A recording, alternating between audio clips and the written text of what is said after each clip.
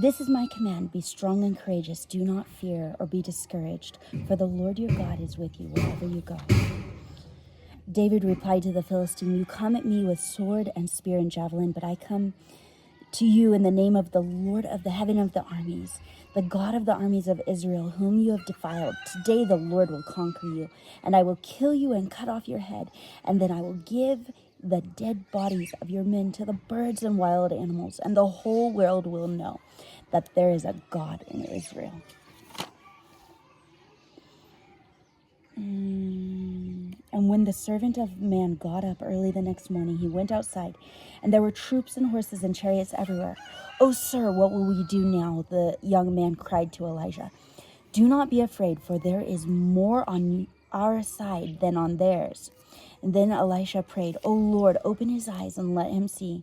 And the Lord opened the young man's eyes, and when he looked, he saw that the hillside around Elijah was filled with horses and chariots of fire.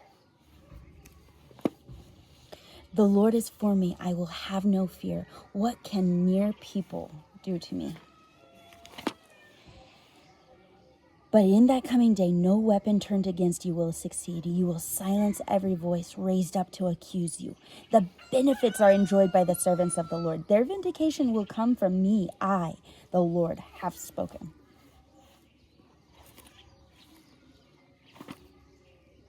There is no greater love than to lay one's life down for a friend. You are my friends if you do as I command. I no longer call you slaves, but a master doesn't confide in his slaves. You are now my friends, since I have told you everything the Father has told me. For we do not live for ourselves or die for ourselves. If we live, it is to honor the Lord, and if we die, it is to honor the Lord. So whether we live or die, we belong to the Lord.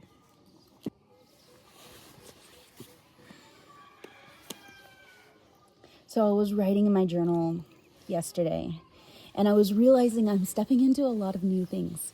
I'm here at the school again. They're building a house just down here that I'm waiting on to move into, so that I can be here at school. I have new classes. I have new people that I'm working with. I have old people I'm working with, but I'm starting everything fresh and new. I'm starting a prayer group to kind of combat some of the spirituality, that the evil spirits that plague this village and are so apart and ingrained into this village. I have so many new things starting in my life. And then for my personal life, I want to have a Bible time of my own every day and make it priority. I want traditions in my home. I want things that I do because that's how I do them, and it's okay that I do them that way. And I was writing and I put, life is new. Traditions I have coming in are new, a confidence that is new, yet everything inside of me is the same. I'm still somebody who fears new things. I fear stepping out of my comfort zone. I fear trying new things. I fear messing up. I fear people and their opinions. I fear a lot of things. And I think all of us can kind of relate to that. There's a joke that my friends and I have that maybe I should write a book called The Diary of the Wimpy Missionary.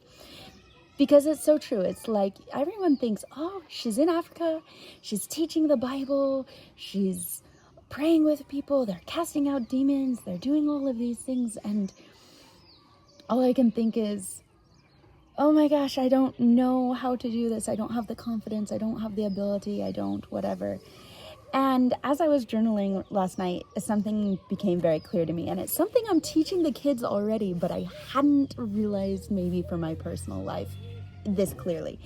And it's this, but, and I underlined it, but I can choose, I underlined that, to find my identity in Christ and to choose to step into a confidence that is not my own, but also it is my own. It's my own to possess and to become. So if I live in this place of saying, I don't have the confidence, I don't like trying new things, I don't, all of these things, and yet I'm forcing myself to do something that does not feel natural. And I won't be able to do it. No matter how much I try, I'm going to fail. It's not something that I can just step into in my own strength. And we know, well, I don't have the strength, you don't have the strength, we don't have some abilities, whatever it be. But this is where God called me to be, and this is what He called me to do. So what I would encourage you is to step into your identity with Christ.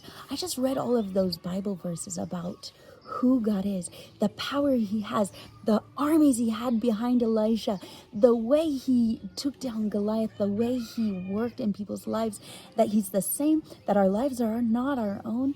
And I want to live in that power.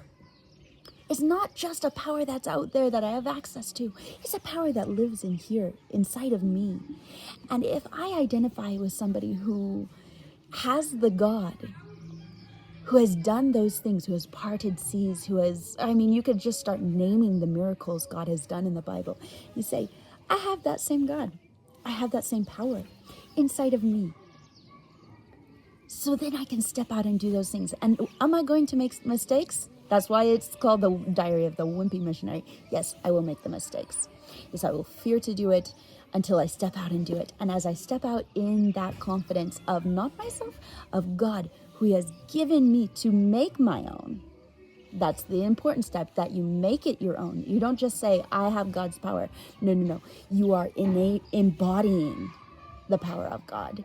Then you can step into the things God has for you with mistakes. Granted, lots of mistakes, but they don't affect you the same, and they don't hurt you the same, and they don't hurt others the same. And everyone realizes that you're human. Don't think they don't know you're human. They make mistakes, you make mistakes. Everyone gets it. Everyone's fine with it. But do we have the confidence to step into something that God has said is so good? I know the plans I have for you, plans to prosper you, to give you hope and a future. Do we really believe that if we're not stepping out in faith of what God has called us to do, or in faith of the scary things and saying, if I made a mistake, it was all part of the plan. I mean, Jonah made a mistake and he ran from God. He got swallowed by a whale, then not a whale, a big fish, and then spit out into the land of Nineveh, where he preached to people who worshipped a great fish. And Jonah's here from a fish saying, I know the God who's greater than the fish.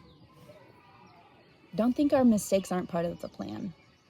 Don't think they're not part of building that confidence. Don't think they're not part of the ultimate plan. They're not hiccups along the way. They're part of it.